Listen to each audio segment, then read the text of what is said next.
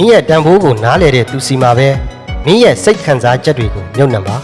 မင်းကိုခွင့်လွှတ်ပေးနိုင်တဲ့သူစီမှာပဲမင်းရဲ့စိတ်ဆိုးစိတ်ကောက်အမှုအကျင့်လေးတွေကိုလုပ်ပြပါမင်းကိုနားလေပေးနိုင်တဲ့သူစီမှာပဲ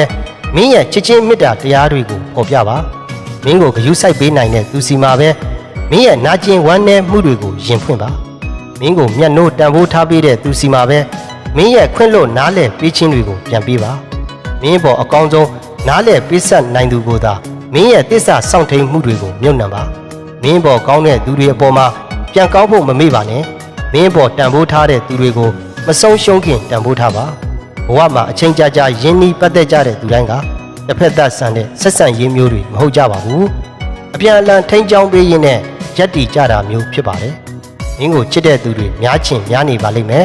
ဒါပေမဲ့မင်းပေါ်နားလည်ပေးနိုင်တဲ့သူကတော့ရှားပါလေမင်းကိုစိတ်ဝင်စားတဲ့သူတွေများချင်များနေပါလိမ့်မယ်ဒါပေမဲ့မင်းရဲ့ပေါ်ကိုအချစ်စစ်နဲ့ချစ်ပေးနိုင်တဲ့သူကတော့ရွှေလိုရှားနေပါလိမ့်မယ်